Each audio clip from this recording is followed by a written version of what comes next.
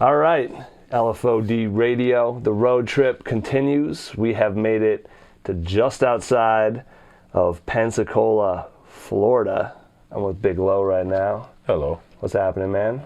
Chilling. Thank you for having us over here. No, thank you for coming by. When You're you hit me welcome. up, I'm sorry that I didn't give you better recommendations of stuff to do in Florida. I thought it was just like artist centered, or else I would have had you like doing all the weird shit. That's on me. I didn't say anything. Yeah. I'm on just a hell of an adventure. But the artist part has been pretty nice as well. And we got a shout out. I believe it was Graphic Melee that tagged you. We've been making these posts like, who's your favorite artist in Florida? And I think he caught on to the fact that we were actually talking to those artists. So I'm pretty sure he tagged you on there. So. Yeah, Graphic Melee, that's the homie up there in Portland, Maine. Oh, yeah? Yeah. That's what's up. Yeah, man. You do a lot up there at Monday the Mines? Or? Yeah, I've performed quite a bit, like all over New England. Portland, Manchester, a few different towns in Rhode Island, which is weird because it's like the size of one city. But a few different places in Rhode Island. Played in Massachusetts. I've been all over New England. I'm more of a East Coast person, like Jersey, New York State, Virginia, DC, stuff like that. But I've been for maybe the last 5 years or so. Getting around up there. Yeah, and I guess you rock on some of our buddy 8biz's beats as well. Yeah, I did. It was crazy. So I played with them, and I've known Bizza for quite some time now. And I played with them, and I had a day off while I was on tour. It was like a Tuesday or Wednesday or something like that, and I had a day off, and like we literally like sat and did like a little 4-track EP in 24 hours, wrote the whole thing, made all the beats on the fly, just ate like a bunch of pizza, and like it was just one of those things. That sounds dope, dude. That sounds like the way to do it. Yeah, it was Bottle fun. up that energy. And Yeah. So he's it's crazy. He's become like family now over the years, and a real good dude. He is a real good dude. Shout out Bizza. Yeah, what's up, Bizza? Oh, look, he's a man. I guess we've talked about the man off camera as well. We got Saucy Rossi, the legend here. Yeah, man. With his 8bizza strictly business shirt. I didn't even know. I hadn't seen before until today. Yeah, I didn't even know Bizza had a shirt. Like, it seems like he does. You can't buy these. I would rock that shirt. Yeah, Bizza, where are they? How come we had to come to Florida to see one? It's hilarious, dude. That is kind of hilarious. Oh, man. There's no one like him. So, like either of these two, to be honest. Yeah.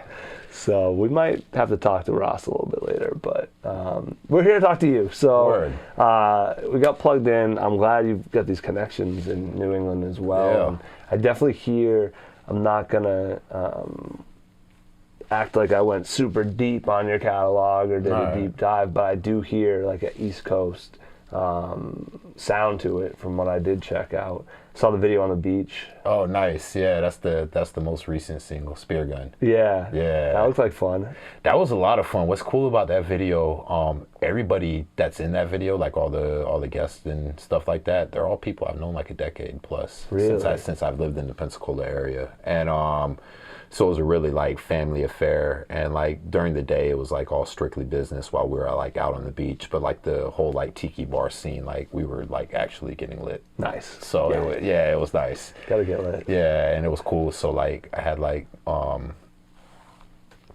we had a hotel out on the beach, so we didn't have to drive anywhere, and the tiki bar was like right across the street from the hotel. Nice. So like it was just pineapple and vodka all night. Nice. Turned into a little party. So it was cool. Yeah. I love it when the video shoot like turns into like an after event. Yeah. Keeps going. Everyone doesn't just pack up and go, you know.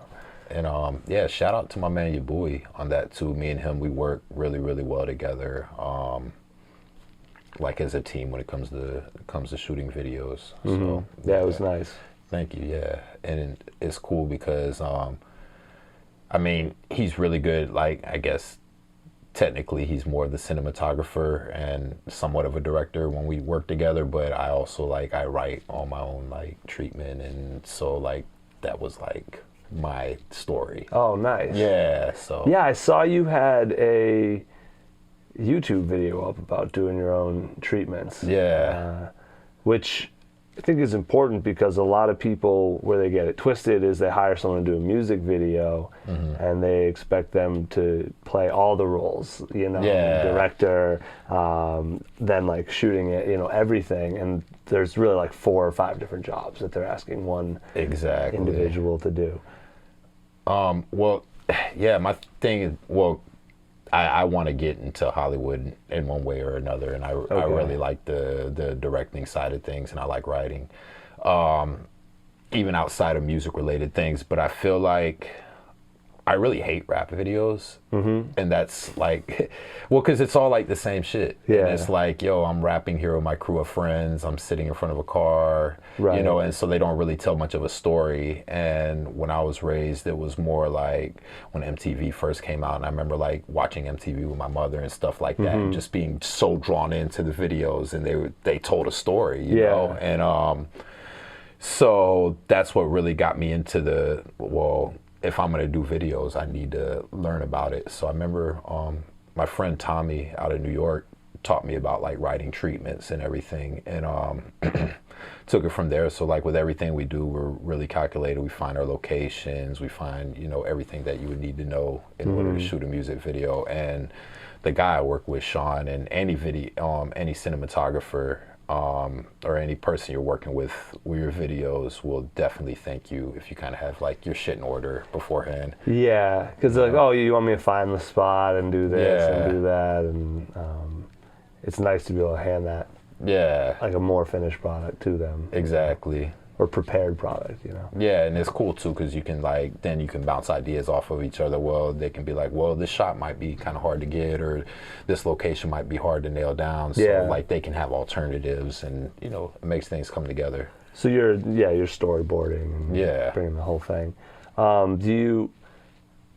That's dope. So you were going to do that probably whether you were rapping or not. You're going to be getting into it. That's cool. And you had this video on your YouTube, which I discovered, and I found a whole bunch of other videos.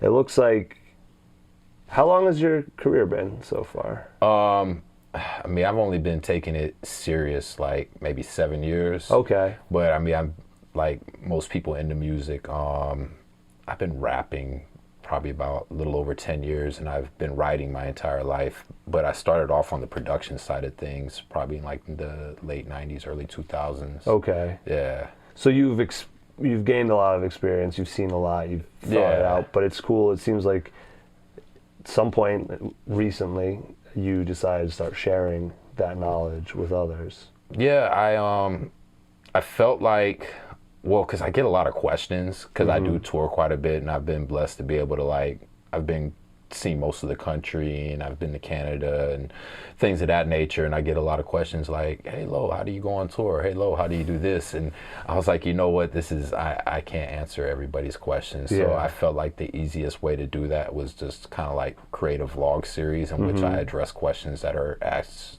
to me ad nauseum. Okay. So, hey, here's a link. and I try not to be a dick about it, but I'd be like, well, actually, I made a video about this specific question you're asking. So like, not just like writing treatments, but I talk about like booking a DIY tour. I talk about budgeting. I talk about like copyright law. I talk about performance rights organizations, all sorts of stuff that's like centered around the music thing. And then do your PROs. Yeah. For people in Boston, register. Yeah. Sign up. It's super important. You get paid every time you do a show. Yeah, you do. It's crazy. It's crazy, yeah. And I try to explain that to people, and like they don't. A lot of them, people don't even care. It's paperwork. Yeah, it's paperwork. Yeah.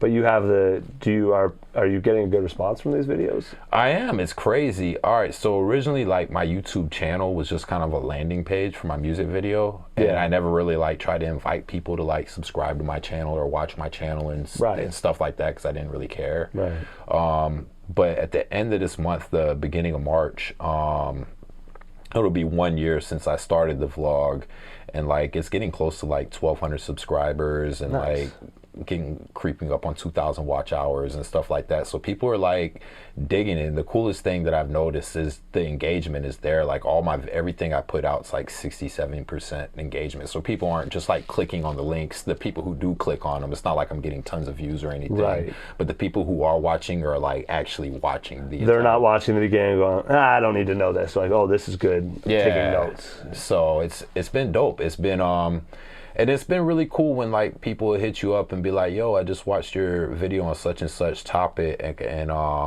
yo, thank you so much. I need to know that, or can you clear one thing up for me or whatever. And it's cool that people are like actually engaging with the channel, you know? Yeah, and I think it's cool, at least the vibe I got from it is sometimes when you see people do that, you can tell they're just doing it with like a larger plan in mind to like, I don't know, snare art. Like there's a bigger thing. It's done like strictly for the views or for something else. But it did feel like it was a genuine, like, I have this knowledge, I'll share it. I appreciate it. Yeah. I know that YouTube is not going to be a source of income for me. Yeah. So it's one of those things like, I mean, if something does go viral and I end up, you know, getting all this crazy revenue, I'm not going to say no to that. Right. That would be cool. But like, I know that what I'm doing is very specific, it's very niche, and that is targeted towards, you know, younger artists and stuff and people trying to come up. And, you know, I have a family, I don't have money to like give the artist, I don't run a label or anything. So I felt like my best way to give back to the community would be sharing knowledge. That's what's up. Did you have somebody or some people that like guided you along your way? Yeah.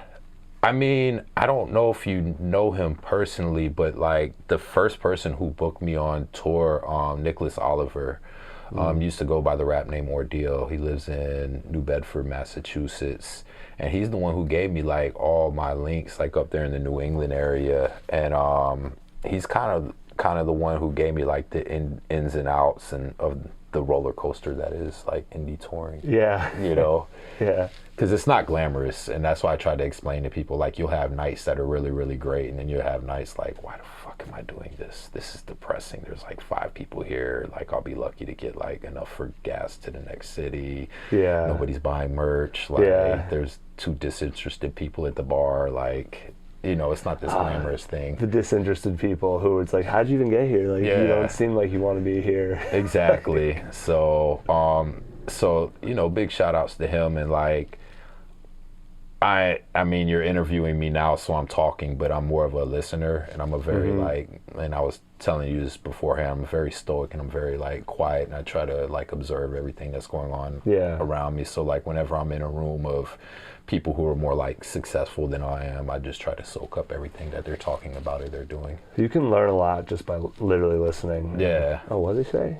Oh, okay. Like, I'm gonna go look into that. Exactly. You know? So, what they call it, ear hustling. Yeah, ear hustling. And then I'm not afraid to go to like YouTube University, like as well. Like that's how I like started building the channel. Gems on there, dude. Yeah, I've learned so much. Like I've learned more on YouTube than I probably learned when I was actually in college. So it's kind of weird. Yeah, that's definitely a flip. I don't think they expected it to do that either. No, yeah. And that's another thing, like with the niche, like that, like one thing I learned is you're making evergreen videos. So like, even though they're not like videos that may go viral, but as your audience grows, like they're going to keep going up in the algorithms, and they're videos that'll be relevant 5 years from now. Right. You know what I'm saying? Dude, my biggest video ever, and it's on like some YouTube account I don't use, is me changing the coolant on my motorcycle. I was like, there's no video of this. I did it, and someone must have posted it in a forum, and like relentlessly the numbers go up. Yeah, it's crazy how it works like that. So, but we're in your home studio here. Yeah. I'm seeing the coffee all over the wall, the bags. Yeah. Are you a highly caffeinated stoic guy? Or? I am a highly caffeinated guy. I think it's because I have a very energetic 6-year-old that I'm tired a lot, and then I do work a lot. I have other business that I do outside of music related things. So every day I get up at like 4 a.m. and I'll work till about 1 o'clock in the afternoon, take an hour nap, and then I'm at it until I go to bed at night. And Yeah, I'm tired hearing about that. Yeah, and it's weird because I enjoy it, but I definitely stay caffeinated pretty much throughout the day. Yeah. Yeah. I mean, you seem on point. Thank you. You don't seem like you've been up since 4 a.m. No. Well, it's Saturday, I guess, so maybe. No, I didn't sleep in. I was up. Oh. Yeah. Sorry, I didn't mean to sound like that. Like I put Saturday? What's that? Yeah, no. Well, that's one of the things that I try to tell younger artists, or I hate using the word entrepreneur or whatever, that if you're going to work for yourself, you're going to work. Yeah. You know, and if you don't, like, you're not going to do anything. Yeah. You know? Why don't you like the word entrepreneur? It sounds very capitalist and very yucky. Okay. You know, I'm working for myself. I don't have like people working under me. I'm not profiting off of other people's labor. You know, I'm not like outsourcing and having like, you know, weird sweatshops in Indonesia do stuff for me and all that kind of stuff. You know what I'm saying? So like whenever you think of entrepreneurs, it gives off that like icky. Oh man. It gives off that icky feeling like Donald Trump is an entrepreneur. You see what I'm saying? Yeah, but I don't think. Damn it, he made it on. I've been doing a good job at keeping him out of our space. So, he made it in. All right, we'll use Bezos, the Amazon guy. He's an entrepreneur, and Amazon's great, but like they treat their employees like shit, and then they made $41 billion in profit last year, and then making taxes. So you're making all this money, you're not giving back to the community. Like and that's why the term entrepreneur is kind of weird to me. Okay, I had to ask because I've never heard. I guess when I think of entrepreneurs, I don't think of like the final stage entrepreneur, like, you know, like billionaire, like, you know, Illuminati style. But I think of like just like dudes hustling, like making things happen. Yeah. That's funny because I usually see it in a more positive light, but I don't like the word. I'll give you creative. That's one I don't like. Oh, he's a creative. She's a creative. That's like my yucky word for stuff. I mean, yeah, I don't mind that one as much, I guess. I can see that though. And I tend to use that sometimes because I have a lot of friends who do arts in different mediums and stuff like that. So like I kind of use it like it's a generalized term. Like, you know, even got friends like my friend Sydney. She's like one of the best hairstylists and hair colors, and she's really like a creative with what she does with hair. You know what I'm saying? And it's kind of weird. So I guess I probably use your yucky term quite a bit. Yeah. I don't know where I got that from, but someone put it into my head I was like, yeah, it is kind of. I think it's because it's an adjective that got turned into a noun. That's probably really what got me. Yeah. But either way, this is not what they're tuned in for, I don't think. No, I don't know. I don't know. Who knows? I don't know. As this trip has gone on, and I've just been like, I mean, this is day 44, I think, for me. Oh, nice. So, like, as the sleep deprivation and things of that nature creep in, I think the conversations are going to start, you know. It's all strange, but we're meeting each other, which is what it's about. Yeah, so. This is literally our first time, like, we've talked maybe for 3 minutes through IG Messenger, and this is our first time meeting. Exactly. So, and that's been a cool thing about the trip is everyone that y'all have plugged me into has been like dope, and like the hospitality from north to south has been like incredible and continues to surprise me. So that must be cool to have like a national sort of network like that where you can. Yeah, it's beautiful. People are so friendly, you know, and like different regions get like kind of stereotyped as being like a certain way and stuff like that, and I haven't really dealt with much of that. I think the weirdest thing where I was like, wow, I'm not like in the South anymore. I stopped at a Waffle House inside of Baltimore, Maryland, and they didn't say welcome to Waffle House. And like my whole shit was like thrown off because I'm used to walking in and like these Southern women, welcome to Waffle House. And you know, everybody's so nice. And I'm like, oh shit, like they're not welcoming me to Waffle House. Yeah. I'm sure their hash browns are trash here, you know what I'm saying? But no, everybody is super nice no matter where you go. And like you learn different things about different regions, and then it really has a humanizing effect on the way you view people and the way you interact with people. It's what you bring to it a lot too. The flip side for me is when I came down here and I was in a supermarket and the guy who was putting out produce was like, "Hey, can I help you? Like, can I help you find anything?" Yeah. It's like, what? Like, don't I just wander around and if I need something, I like go find somebody? Like, you're saying hello to me? Like, yeah. And not that they're rude in New England, it's just not going to happen. Yeah. You got to initiate. And yeah, they genuinely, it's not like they're watching you. It's like he genuinely wanted to help you. Yeah, exactly. So different strokes. But so you've been out here, you started producing, but you feel to me like someone who, the pen has been in your hand since day one. Yeah. Like, when did you decide it was time to put that out front? And why, I guess?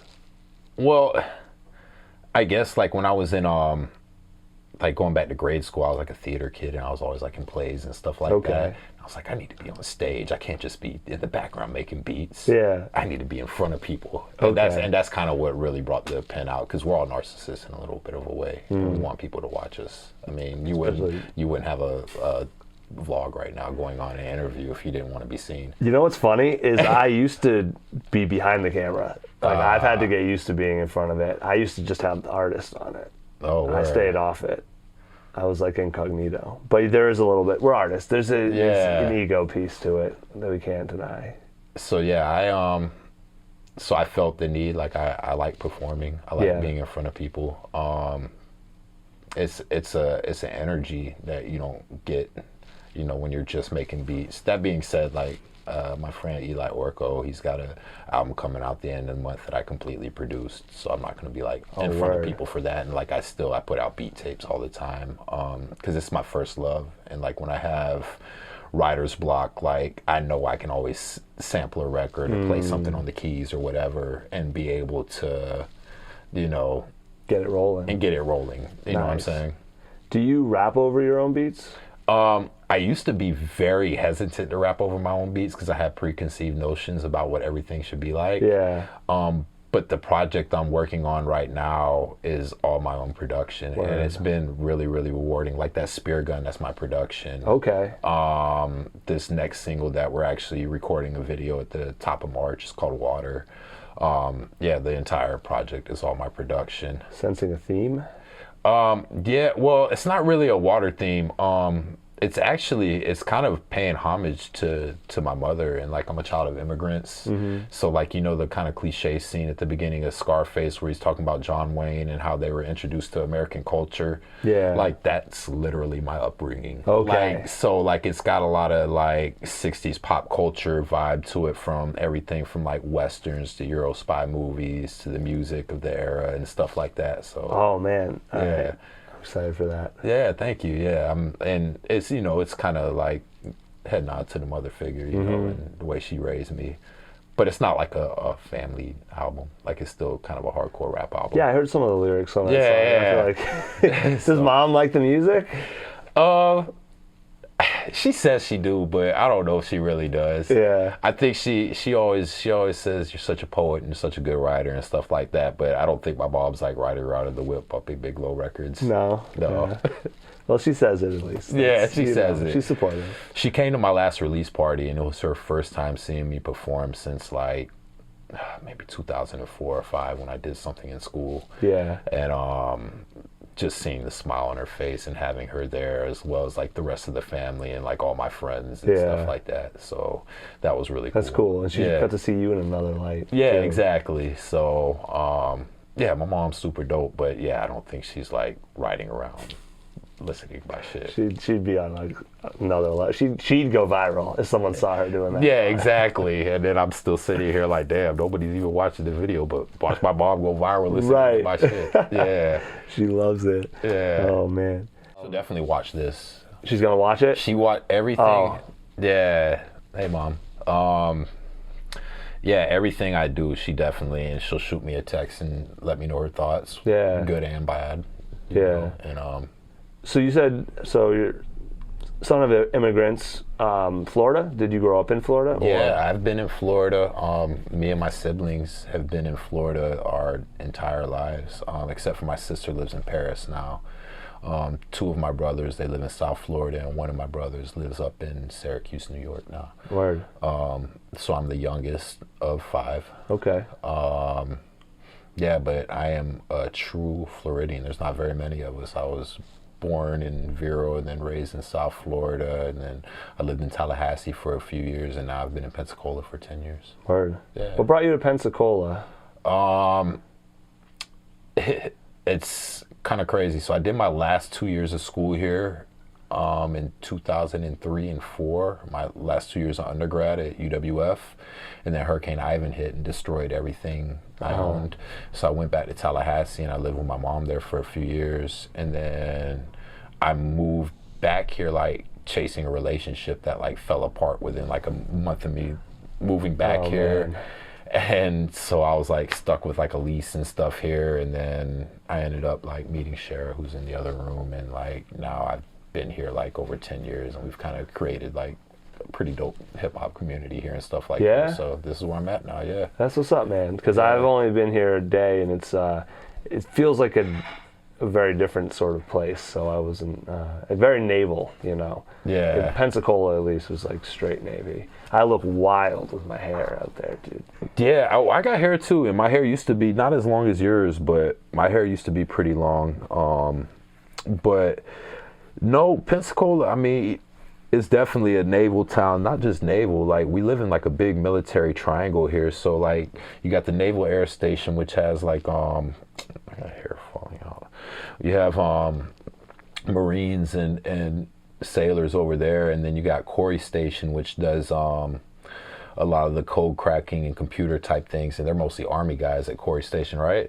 Oh, it's mostly Navy. Oh, at Corey, yeah. There's a little bit of everything. Yeah. Air Force, you'll see a lot of Air Force walking around. Yeah, out in Fort Walton, you have like Eglin Air Force Base, and then like where I'm at now, I don't want to give up my location too much, but we're near Spencer Field, where they do like helicopter training and stuff like that as well. So it's like a big military thing here, but also big fishing industry, and then Pensacola Beach is beautiful, so they got the tourist stuff out there. And then UWF, it's one of the like fastest growing colleges in the country. Like their football team is Division II right now, but their football team has only been around 4 years, and they've already played in 2 national championships and just won this last one. So it's like, it's kind of like one of those things. So like, it might be on the rise a little bit. Yeah, and then our downtown is, if you got a chance tonight, like after we eat here, I definitely suggest checking out. We got a pretty cool downtown. Okay. I usually, when people come from out of town, I describe the culture here from pretty much Pensacola all the way to New Orleans. As far as like the cuisine goes and like the culture and everything, it's pretty much the same. It's, that Cajun culture, big Catholic influence, swamps, all that kind of stuff. All right. I can get down with that. Yeah. A lot of thrift stores too, I noticed. I don't know why. That's random, but I drove by like 5 coming into town. Yeah, I guess since I live here, I don't think about that. Yeah, it's little things like that. And I dig quite a bit for records and stuff like that. So, and I never really thought about like the per capita amount of thrift stores in Pensacola compared to other. Significant. Cool. Word. But you said there's also like a hip hop community here, though. Yeah. Can you talk about that a little bit? Yeah, for sure. So, and by no means I'm trying to put myself like I started the hip hop scene here, because I didn't. I'm sure there was hip hop before I moved here, but when I moved here in late 2008, 2009, there really wasn't much going on to my knowledge. I'm trying to phrase this so people in the city don't get mad at me. Yeah. To my knowledge, there wasn't a whole lot going on. So at this little bar on Cervantes Street, we started a hip hop night, me and some other friends of mine, and we kept it going all the way till Sluggos moved downtown, and it became this thing that they went out of business, and we just finished doing hip hop night, and we started this thing called Bars Over Bullshit probably about 4 years ago at the Handlebar. And then we only played there about a year because there was like financial issues with the door people. It was, and they ended up getting closed down. And now we've been at Shizuko like 3 years, and the ladies who run that is the best, and it's become like a staple here. And the way it's been able to grow is just, you know, between artists supporting each other and DJs supporting each other. And then with my touring, I've been able to bring acts that I've met on the road from all over the country here as well too. So that's kind of like made it into a pretty cool stop. And then we have a bigger venue here as well, Vinyl Music Hall, and Harry and Chris and all the people that run that place are really dope as well. So like they'll book the bigger acts and stuff like that and put us on. So like for instance, like when Ghostface and Raekwon came on the Purple Tape anniversary tour, they were like, yo, Lo, I know, you know, Ghost and Ray are two of your favorite MCs, you want to open for them type thing. And we take care of each other, and now like Pensacola's become such a artsy hub in that sense, and specifically for hip hop, that we get actually bigger shows here than some of the larger cities in the area. Yeah. That's dope, man. Yeah, so it's dope. And it's cool that you have, because of the work you put in, you have like the quality openers and quality all the way up the lineup, so that you can give people a good show top to bottom. Yeah, it's dope. And we push each other as artists, and what's cool is that everybody has their own style and their own lane too. And for the most part, like I said, we all support each other, and I mean, of course, I guess there's haters everywhere in every city, but like for the most part, like a friend of mine or other artists put out records, we make sure that we share each other's records. We try to go to each other's shows and stuff like that. And that's one thing I've noticed about the South, because we got shitted on so long by the East Coast and even the West Coast, thinking that we didn't have anything to offer. You know, that we've really been more supportive of each other, you know, because it's kind of like a us against the world type of thing, you know. Yeah, and that's why the South's been running, I mean, decade plus now at this point, because they literally don't need the other pieces. Like, we got this. And we're on I-10 too, so like it's easy to tour where you hit like New Orleans, Mobile, Alabama, Pensacola, Tallahassee, Gainesville, Jacksonville. It's all on the same strip of highway. But far enough that the markets are different, you can string together. Exactly. That's what's up. Yeah. That sounds dope, man. I'm learning a lot right now. Oh, dope. I don't know anything about this place. You know? Oh yeah, no, I like share. I love my city, and I love all the support, and I love the people here. You know, it's beautiful. It's kind of in a lot of ways with the Navy base and stuff like that. It's kind of in a lot of ways it's like a college town, because you know they come here for school and then they go home, kind of like in the same way like college students would come there and then they would go back to their respective markets. Right. And if somebody's digging your stuff, you know, they'll bring it back to their friends back home. Right. That's what's up. Is that monthly, that event?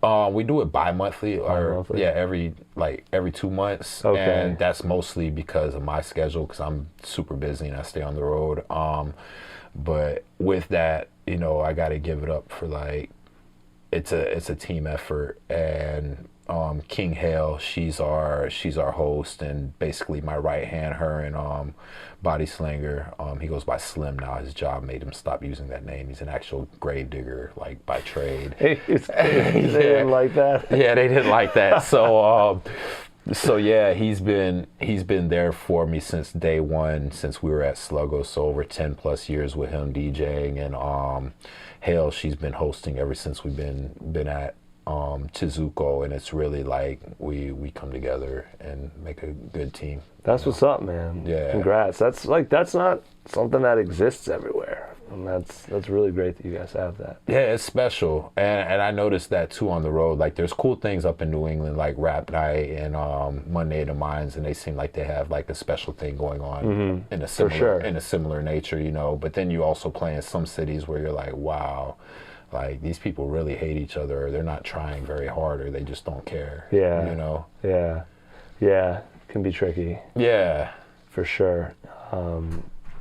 Well, dude, I gotta time it when I come back so that I go to one of those. No, yeah, I just missed it. Yeah, you just missed it. I know, but I'll get the next one, because I have no doubt that you're gonna keep doing it. So. No, yeah, we're gonna keep them going, and I mean, I don't know, I'm waiting on some news that I can't really share on here, so I may be back up in New England again in November-ish this year, so maybe I'll holler at you. All right. I'm up there. Yeah. You know. If dude, I'm not gonna lie, like the warm weather kind of has me.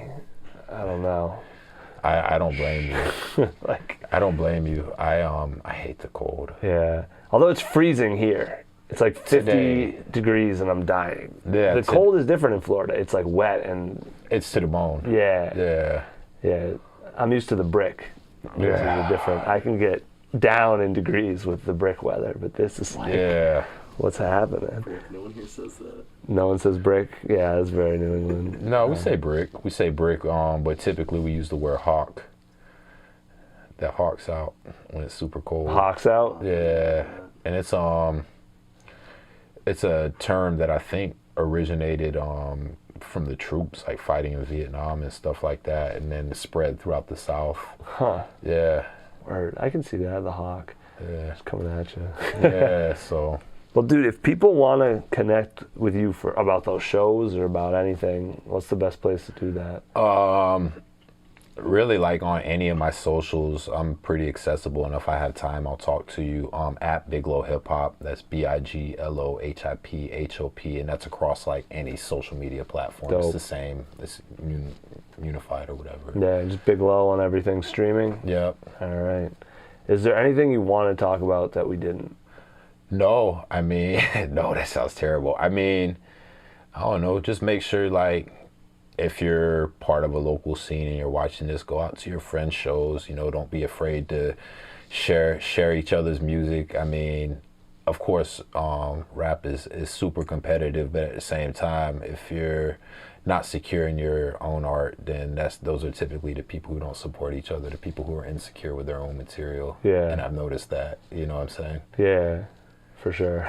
So if you know that your shit's tough, then you have no problem sharing your friends' stuff. You Right. know what I'm saying? Right. They're not going to steal your fans. Yeah, they're not going to steal your fans. If anything, you'll be able to like throw better jams together because you're able to bring in people that stay for the whole night and they're like, wow, everybody on this lineup is dope and Hell yeah. so diverse and so different. I had a good time. Hell yeah.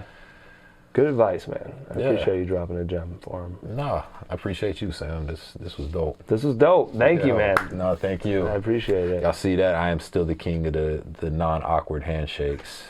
Sorry, that's been an ongoing thing for me for a few years. What do you mean? Oh, people are just like amazed about how good my like handshakes and daps are. Like I don't fuck it up. Bro, because when you travel, like they're different. Like the Northeast, we like lock it in. Yeah. And first time I was in Arizona, like they go like sideways and like, and I was like, like what's happening? Like no, we do it like Cali style. I was like, is that how they do it in Cali? I don't know. Like it's really hard to like shake your hand. I will say this: out in the Southwest, they do like that extra fist bump. And they pound at the end. Yeah. And that threw me off for a while. I'm like, yo, I don't mean any disrespect, but I'm not used to the extra fist bump. Right. Like, what do you want me to do with this? Yeah, it's extra. It's funny. I was talking to them, and they're like, yeah, no, like you do it the New York way. They're like, yeah, when like Wu-Tang came through here, they're like, and they're slamming people because you don't realize how aggressive it is, but you are grabbing people and you're like tugging them in. No, and, absolutely. Like shoulder slamming them, kind of like. Yeah, we're a little bit more chill down here, I think. Yeah, I don't know. But you nailed it, man. That was Thank was you. fine. I didn't feel uncomfortable dapping you up. See, he's telling you, that's my thing right there. Some people do the point still down here. I've been Yeah. running into the point here and there. That happens up north too, though. That's the Yeah. only one that really gets me because I'm like, if you catch it in time, you could throw the point, but otherwise, it's a lot. It's a lot. It's Yeah. harder. This is the decision we made when we decided we got rid of the straight handshake. I know. And anything can happen when you're in that. I'm glad that you don't see a whole lot of the dap anymore. That was kind of weird. That was Yeah. big like in the 90s and early 2000s. Like that. I see the dap is kind of like if you got shit in your hands, if you've been eating, like, or if it's now a we brief. just do like the quick like shoulder, not really shoulder, but like elbow, forearm. Yeah, somewhere thing, in that like, region. what's up, man? Yeah, I'm with that. That's the casual. But yeah, the dap is like the full thing. We're good. Anyway, we'll do another YouTube video about handshakes. That would be amazing. My buddy did one. Shout out FunPov. My buddy did one where he only did he had these glasses with a camera in them. Oh, wow. And he only did awkward handshakes. So he'd go in to dap you, and he'd be like, and then you'd try to fix it, and then he'd turn into a pound, and then he turned it into this. And it's all videos, and he'd have people, some for like 30, 40 seconds, like going at it, like, and some of them, the funniest one, he was in Thailand, and so it was a lot of different people from all over, and the funniest is like, he had this English dude, and the dude, like, he immediately like froze up, crossed his arms, like closed all contact, like, and the responses are great, but random segue, fun pov. Yeah, thank you, man, and thank you, Sam. I talk to you soon. Yeah, no, absolutely. Thank you once again. One more. Thank you. And thank everybody who's tuned in.